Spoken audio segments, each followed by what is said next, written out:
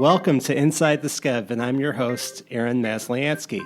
Today we're here with Elisabeth Foran, who is the manager over at the Industrious Coworking space in Downtown Evanston. And this is the place where most of these episodes have been recorded. So, Elisabeth, it is a pleasure to have you on. Thank you so much for inviting me on. You're welcome. I thought it would be appropriate for people to learn more about you, about Industrious, and one of the reasons why I record here, quite simply because it's pretty cool. But tell us about yourself and why you are here. Yeah, so my name is Elisabeth. Like Aaron said, I'm the community manager at Industrious Evanston. Industrious is the nation's leading provider in premium shared and private office space. If you had told me a couple of years ago that I was going to be in operations at an office, I probably would have laughed in your face. But I got into operations work a couple of years ago at another tech company in downtown Chicago, and I just ended up loving working with people. Mm-hmm. Something that I love about Industrious is that I get to work with a whole lot of different types of people every day. So I'm never bored at this job. I get to meet a lot of types of different people, and our whole motto is make people love where you work. So I just love being a part of that, making people's days better, kind of being that touch point for them for whatever they might need in their workplace. Mm-hmm. And what are some of the things that you staff or you do to help people? Yeah, I mean, we really like to say that we're kind of an extension of your operations team. So be it changing toner in the printers to putting out breakfast every day, it really is a fully managed office. So, I mean, I have been sort of our go-to IT person on a daily basis. Any sort of printer issues or technical issues I try to work through. What's wonderful about Industrious is that we also do have a corporate team. So Sure. If there's anything that's kind of above my head, I can always send it on to someone who can help. But it really is just all about listening to what that individual person needs and making sure that we can either, if not accommodate them, at least try to make it better in some way or another. Yeah, and if people aren't familiar with it, like what is a co-working space? Yeah, so it's sort of a new concept that's become really popular in the last decade. Industrious specifically, we see ourselves as private offices. Mm-hmm. Traditional co-working is very much sort of common area, hot desk, kind of floater for the day workspace. And we've kind of elevated that to be a month-to-month all-inclusive membership for a private office. So when I say co-working, when I'm talking about Industrious, our main product really is the private offices. Right. I think more of a traditional co-working setting is very much in that kind of lounge area where you just kind of pop in, take your seat for the day, and then pop out. Right. And I mean, I think it's nice where you can have your separate office space, but then come together, and then you guys have like events for networking and whatnot as well, mm-hmm. right? Mm-hmm. And that's really what the Industrious community is all about. We want our common spaces and our lounge areas to be an extension of our members' offices. And we use them for those networking events and those community events so that people feel like they're a part of something a little bigger than just renting an office. Right, like a Regis or something like that. I will never badmouth a competitor, but Regis and Industrious are a very different model, yes. Right, and it's I wouldn't say one, wouldn't knock the other one either. It's just a totally different type of model. It's a totally different product, yes. And we recognize that our product isn't for everyone. And I have actually sent people who have come in and said, I'm looking for such and such product, and I've said, well, that's not really what we offer, but let me recommend something that I think might suit you better. Sure. There's I guess the way that it's set up and how it works and whatnot is just a different way of working, and it can make you feel good to come to work. But your background is in psychology, right? So, I mean, how do you use that to what you do here? It's a good question. I think all of us use what we know about psychology a lot more than we think we do. Mm-hmm. For me, it's very much about understanding how to communicate with a broad range of different people. It's not so much that I need to be a master of communication. It's more that I need to kind of be a jack of all trades and understand how to get my point across to people that are coming from a range of backgrounds. And I think the biggest part of that is that everyone just wants to be heard. and everyone just wants to be listened to. And so even if they come to me with a problem that I can't really fix, just the fact that I'm listening and that I'm empathizing and that I'm being truly genuine and understanding what their problem is and doing my best to help is what is going to make the difference in whether that person walks away with a smile on their face or angrily. Well, I can't see that happening, but I'm sure it does. It happens everywhere. Yeah, sometimes it's it's true. unavoidable. Yeah. And I mean, the model, though, works because a lot of people are, joining these, Industrious and other competitors, throughout the country. Mm-hmm. I mean, why hasn't this happened, do you think, before the past, say 5 years? That's a great question. I think, especially in the past couple of decades, with the rise of technology, too, we've just seen so many changes in the way that people look at their office space. I don't know if I have enough historical knowledge to answer that question, but I think it probably somewhat comes from the rise of similar products that just make our lives easier, especially, like I said, in the tech industry. Sure. The whole goal of manufacturing right now is to make people's lives better, right? And make them easier, give them easier access to the things that they need. And so when you come to a place like Industrious, you think this is a cost-effective, all-inclusive way to get what you need to do your job and also be happy at work. And so I can absolutely see why it's boomed so quickly recently, right. Because it's extremely appealing to just have something taken care of for you. It's like the swipe right, swipe left on the iPhone. Exactly. It's just intuitive. Yeah, it fits very much like the current society. Mm-hmm. And, you guys are around the entire country, right? We are, yeah. We have 80 locations nationwide. And is it international yet? Not yet.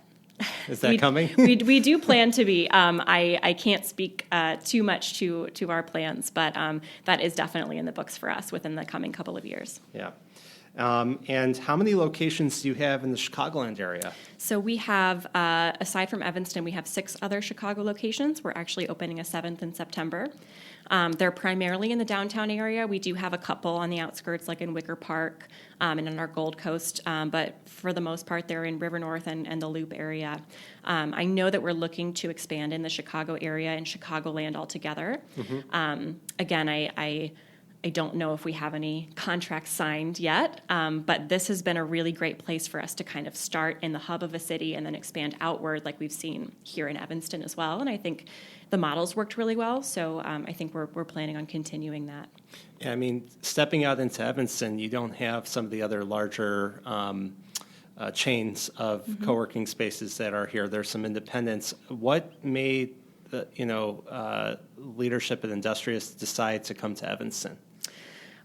That's a great question. I think they saw Chicago as one of our densely populated cities in terms of Industrious locations. So I think they saw an opportunity with Chicago having such robust individual suburbs like Evanston. I hesitate even to call it a suburb because it really is its own city. Yeah. But they saw this opportunity where there's these great, vibrant communities just outside of the city that they wanted to tap into. And although it is a very different market than, say, a downtown Chicago location, we have the foothold here in Chicago. We have the team. We have the volume. I think it just makes sense to kind of expand in this area. Yeah. And are there other similar areas in the country to Evanston that Industrious has opened up at? Evanston really is our first of this kind. I know we do have a lot of other locations like Chicago where we do have a lot of office spaces. Atlanta comes to mind. We have, I want to say, at least 4 offices in the Atlanta area. I may be underestimating that number. So there's certainly opportunity there. As to why they picked Evanston specifically, ahead of any other city in the country, I couldn't say, but I'm glad they did. Yeah, I am too. I was hoping they'd open something like this would open up for the past few years. So yeah. It's pretty awesome. And what are some of the things that have surprised you or your coworkers about Evanston as how it's different or than say being in the city center? Oh, Evanston is so special. I live in Chicago, and I I love coming to Evanston. For me, I think one thing is that people don't realize how close it is to Chicago. I used to work in the Loop, and it takes me less than half the time to get here than it did to get to work at my old job. Really? Oh, yeah. It's 6 miles either way, but it took me 45 minutes to get downtown. It takes me about 12 minutes to get up here. Yeah, that's not bad. It's fabulous. So my commute got cut down drastically. But the thing that I love about Evanston is that it's almost like a little microcosm of everything that's great about a big city without that big city feel. You have wonderful diversity. You have a vibrant community that's so focused on the arts and its young people and on just community building in general. And I think we really see that at Industrious as well. I've visited other locations, and it depends on the community that you're in, but in Evanston specifically, I have noticed that, people make eye contact with you. They want to hear about your day. They don't just brush past you in the hallway. They want to invest in you as a person. They want to help you make connections that are going to grow your business. And I think that's true about the entirety of the Evanston community as well. Yeah, it is pretty special like that, and everyone gets to kind of know each other. Yeah, because it's there are about 80,000 people who live here, but it feels smaller than that. It does, in the best way. Exactly, and I mean you're located right in the center, in between two train stations and whatnot. And the office originally started with one half of a floor, and then it expanded into another. Do you guys think you'll grow even further? I'm not sure. We're doing pretty well. Again, this market for us was a little bit of an experiment to see how Industrious would do in a smaller city or even in a suburb. I said I hesitate to call Evanston a suburb, but compared to Chicago, it's certainly a different market. But I think it's doing really well. We're growing at a really healthy rate. We don't have a very high turnover of members coming and going. I can't say if we're going to add another floor or not. I think as the community manager, I'm pretty happy with the amount that we have right now. But I think as we fill up, that's certainly a question that we may ask, that if we see the demand. We've certainly done it in other locations. Yeah.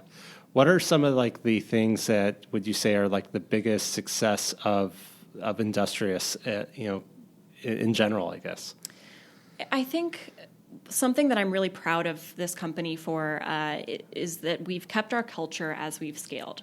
I've seen a lot of startups, especially in the Chicago area, very much lose that startup feel, that hustle, that sense of individual ownership and recognition for individuals' contributions. And I've never felt like we've lost that here. When I started in March of 2018, we had something like 25 or 30 locations, and now we have over 80. And wow. Even as I know, even as we've continued to grow, even as we've doubled and tripled in size and added more employees, I never felt disconnected from my team. I never felt like I couldn't reach out to somebody halfway across the country if I wanted to talk or if I needed help. And that's something that I think really needs to come from the top down at a company. And our founder CEOs have really kept that culture alive. What did they do before they started Industrious? I'm really not sure. Yeah. I know that the way that this model started is that they were working out of another co-working space that they weren't satisfied with. And they said, what co-working really needs is good people that are really invested in their members. So that's kind of how Industrious came to be. But I can't, for the life of me, remember what they were doing before this. Okay. Well, they're from Detroit, right? They are, yes. They are childhood best friends who grew up together and then went into business together. That's pretty awesome. Yeah. I mean, I think that speaks a lot to our company culture, too. Yeah. It's interesting. It's like I've spoken to different people who are, own businesses with family members and whatnot, and it's sometimes it could be really good, where you have that shared experience from early on, and you could bring your ideas out together because you kind of get to really know each other pretty well. Absolutely, and there's probably really no hiding either when you know someone that well. No, right? not at all. But for you coming here, I mean, you're not originally from Chicagoland area. You're from Wisconsin, and how different is it being here in such a large city, and how has Industrious kind of helped you build your network? Yeah, I grew up outside of Milwaukee in a very small town. I kind of always was aware of the fact that I was growing up in a small town, and it was a pretty monochromatic, upper middle class, leaning progressive community. So even when I was a kid, I sort of recognized that I was on the privileged side of things. I was on the sort of sheltered side of things. And after college, I really wanted to be in a place where I got some diversity, where I got to kind of brush shoulders with a lot of different types of people from different backgrounds. So that was really my goal in moving to Chicago, was to kind of bring a little bit more of that big city culture into my life. Yeah. I think I was always ready for it. I don't think it was really a shock moving here. I did have I have an aunt who lives in the Gold Coast, so at least I had a connection there. Sure. Being from Wisconsin, a lot of us after college tend to move around into other cities in the Midwest. So I have some college transplants that are here. In terms of how the culture is different, it's easy to be an individual in Chicago and both not feel like you're being washed out by the crowd and also not feel like you have to be at the center of attention every day. I mean, how many people lived in your town when you grew up? 15,000. That's a huge difference. Yeah, right. Yeah. From that to Chicago. Yeah, absolutely. And I went to a tiny college too. Where'd you go? I went to Lawrence University up in Appleton, Wisconsin. We had about 1,500 kids. Wow. Yep. So talk about knowing everybody. We really, if they were there at any of the 5 years that I was there, I would have heard their name. Wow. Mm-hmm. Yeah. So it's like, basically Industrious is way bigger than anything obviously Chicago and Evanston is bigger than what you grew up with, but I mean, I think that's like important actually, for somebody like you or anybody who's coming from a place where they're not from. It's such a great way to make connections and build your network. Absolutely. Because that's everything in business. Absolutely. And that's something that we really did when we launched Industrious Evanston. I think Evanston kind of forced us to do that because it's such a local community. You can't really telemarket in Evanston. You have to go physically face-to-face with someone and meet them and talk to them and earn their rapport. Mm-hmm. And I had to kind of get very good at marketing very quickly when we moved up here. But really, it's just about making those connections with people. So right. I was able to grow my network very quickly just by taking an interest in people and wanting to get to know them on a personal level. And then I find when you do that, especially in Evanston, they want to help you too. Mm-hmm. And I mean, you have here, like I interviewed Annie Coakley, who's in charge of the Downtown Evanston organization, which helps support Downtown Evanston business. I mean, I think that's a true testament to Industrious that she's here and, runs everything because it's such a great way to support the businesses. It really is. And we worked a lot with the city economic team coming up here just because, like you said, we have other co-working spaces in Evanston. We don't really have anything this big. That can host such large teams, that can host a variety of different teams. I mean, our capacity is something like 350 or 400 people here. Mm-hmm. That is not only providing a place for these people to work, but it's also causing an incentive for people to stay in Evanston and work in Evanston. There's plenty of people that commute down to Chicago for work, and what we find is that they want to stay home or they want to stay close. Yeah, in their area. Right. You're not working from home here. You're working from your home office, which is Industrious Evanston. Right. No, it's way better. I mean, at one point, I was thinking it would be great to work out of a co-working space like in downtown, at least sometime. And but I'm like, but my business is up here, so and it didn't make sense. Yeah, everyone you know is up here, and all your friends are up here, and all your connections are up here. Right, yeah. But if you want to go downtown and you have a membership to Industrious, you can, and you could work out of there. So I have done that. So. Yeah. It's pretty nice. I should make you an Industrious salesperson. In addition to selling houses, that's fine. Pretty close. I mean, our product is real estate. Yeah. No, but you're right. If you're a member here, you're a member at all of our locations. So what's so great about Evanston to Chicago is that we have the Metra and we have the Purple Line. So if you do have a meeting downtown and you have to haul down there, you have a place to go. Or you have 6 or 7 places to go where you know that the community is going to be just as good, where the hospitality is going to be just as good as your home office. Yeah, that's true. It's interesting, actually. I was thinking, I've mentioned this to some of my clients, but one in particular, she works remotely, and we were looking at houses in Evanston and trying to figure out like a place that had enough, rooms where she could have her home office. And I said, if you don't find that, but the house is right, why don't you take a look at Industrious, because that's a great way you can do everything. It's separate psychologically. Yeah. I think it helps you put yourself into the mindset of work, and you can kind of do your work here, and then you have your home life at home. Yep, and there have been many studies that have shown, there's research supporting work from home and against work from home, right? But a lot of the more recent research has shown that if you work from home, you tend to overwork. Because there's no separation. Exactly. There's no work-life balance. And I was reading the study, I think this was back in college, where they were talking about college students that study in their bedrooms specifically. And I think this can be applied to anybody that works from home, especially if you're sitting in bed getting work done, which I am guilty of doing quite Sure. a bit I'm sure we all are. But that actually then creates a more stressful environment when you're in bed or when you're in your bedroom. It brings the stress of work into a place that is supposed to be safe and intimate. There's a great argument for not working from home, from separating those two. And of course, who doesn't like a summer Friday? Right. But in terms of your psychological well-being, it makes a lot of sense to want to separate those two things so that when you're at work, you're working. When you're at home, you're relaxing. Yeah. I think I'm totally guilty of mixing the two. And I did it, I started doing it early on in my career. And at that point, you didn't have an iPhone, but they started coming out with smartphones. And I set up my laptop to be able to, or I got a laptop so I could check my email and everything when I was outside the office. And yeah, it made me more productive, but it added probably a lot more stress. Yeah, it's way too easy to work wherever you are.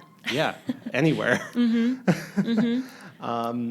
Yeah, it's kind of crazy. And I'm going out of the country in a couple weeks, and I'm not sure when this is going to be released, so it might be after this. But, I'm thinking to myself, I could probably be connected anytime, anywhere around the world. And, that's just nuts because, you could be 10,000 miles away, but you're still connected, and it makes it a small world, but it also makes it hard for us to shut off in certain respects. And even on social media, I've heard where it's like crack for your brain because you never know when the end point is. So I think it's nice to have your own workspace and then the home space. I think we call that going down the rabbit hole. Was when you just can't stop. There's no beginning and end to your scrolling on social media, right? Or in your email, or you have to shut off at some point. Yeah, you do. Some of the things that you guys also do is wellness. So you have a masseuse come in once a month. You have different types of webinars for even mindfulness training. Is that just part of the philosophy of the company? Yeah, absolutely. Like I said, it's supposed to be a full service spectrum of products, right? So it's not just about being here and buckling down and getting your work done. It's all about serving the whole person, and that's actually one of our values phrase that we use in our values is serve the whole person. Don't just give them a place to work. Give them a place that they're happy to be. Give them resources to learn mindfulness. Give them resources to go to an educational event that they're interested in learning about. Be supportive of an entire community and not just of a certain type of individual. And we find that when you do that, people are happier to be here. Right. And they're more productive because they feel like they're being fulfilled as a person, that they're not just a check mark on my allotted offices for the month, that they're valued here. Yeah, it's so true. And it's even having the different spaces where you have the library where it's quiet and you could, you have what is it, the concentration room or the focus room? Focus room, yes. Yeah, that's just a testament to our amazing design team. It's really they make such data-driven choices in how the space is laid out and in the types of offices and conference rooms and common areas that we have, so that, if you're having an informal meeting, if you're just talking with your friend, versus if you're hosting a board meeting, we have a space that's going to feel like it was made for that meeting. Right. Similarly, we have, rooms where if you do need to just put your head down and focus, I highly recommend the focus room. But we have, in one common area, we have music and it's lively and there's our cafe, and some people work really well in a space like that. And some people really get distracted and they need to just have this quiet, tranquil environment with less foot traffic. And so we have our library lounge. It's meant to provide a space for everyone. Right. It's interesting. I remember speaking with somebody who I know about, paying for a co-working space, and it's not cheap, but, and their point was, they'd way rather just work out of a Starbucks, because then there's people coming in and out all the time and they could see them, and it's like great way to networking, to make, connections. And they don't understand the purpose of paying for the co-working space. But I feel like, if you can, it's a great way to, meet people that you see on a regular basis. You can go into a room and have a private conversation if you need to. You can't do that at a Starbucks. You could have a meeting with somebody. You can, you could print, you could do whatever you want. I think it's more impressive than seeing somebody at a Starbucks every day. Yeah, absolutely. I think you don't really have a whole lot of ownership over Starbucks when you're working from there, right? You can't really control what's happening in the space. You can't control who comes in and starts talking with you. And then you do have to, if you want a snack, you got to go to the counter and pay for it. Sure. Which, like you said, it definitely works for some people, and our product is not for everyone. Our model is not for everyone. They say if your product is for everyone, it's really for no one. Right. But there is absolutely something to be said for, especially if networking is a goal of yours, coming to a place like this where, one, we do have curated networking events. My title is literally community manager. I manage our community. I curate events that I know my members want. So that's part one. And then part two, I think, like I mentioned earlier, is that it feels more like your space. You're not just squatting in a Starbucks. You have your office, or even if you're a coworker, you have your lounge. You can float around the space. You can book a conference room. You are in control of the image that person gets when they're walking in the room to meet you. It's all about elevating your brand and not overpowering it. Right. And do you think that more companies are going to switch the model for their own offices, or just instead of having their own spaces, taking big chunks of co-working spaces throughout the city? I think it's definitely important to have options. I don't think we're ever going to lose the traditional office space. Right. However, I think in a time like this, especially when there's a bit of an uncertain economy, it's great to have a space like Industrious where it's a month-to-month membership instead of getting locked into a 12-year lease. I think, again, our culture right now is very focused on the all-inclusive model, having everything available for you kind of all in one place. So if anything, I think that the co-working industry is definitely going to continue growing. I think that's just what people want right now. Yeah, I do too. And, I think it's pretty fantastic. And, I like to work out of here sometimes, and I go over to the Dreamtown office and work out of there sometimes. And it's good to kind of be fresh, and, you're never bored because you could because you have options, or if you want to go downtown, you have that too. Right. So, no, it's pretty awesome. So where can people find Industrious in Evanston and also Industrious in general online? Yeah, so our website is www.industriousoffice.com. We have a list of all of our locations on the website. They can also call me. I'm here 8 to 5, Monday through Friday. I love walk-ins. Usually there's one or both of us available here. So even if you're just popping in to say hello, I love giving impromptu tours. But our website's a great resource.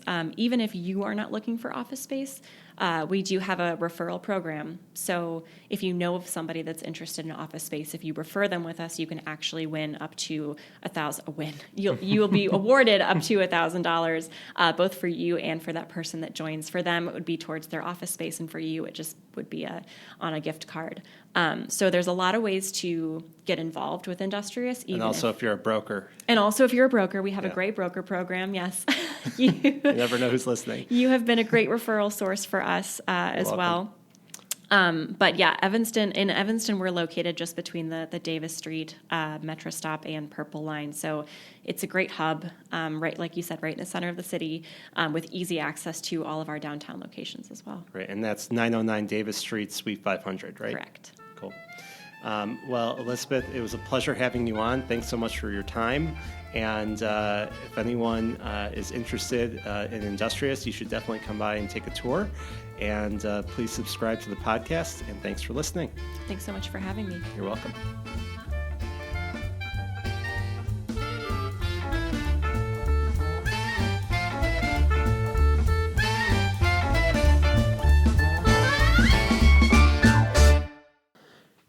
Hi, everyone. Thanks so much for listening to this latest episode of Inside the Skev. I hope you enjoyed it. Just remember to subscribe. And if you need any assistance for your real estate needs in the Chicagoland area, or specifically Skokie, Evanston, or Skevinston, feel free to reach out to me. I am a realtor at Dreamtown Realty in Evanston. You can email me at aaron@skevinston.com or go to my website, aaronmaslyansky.com. Thanks so much for listening.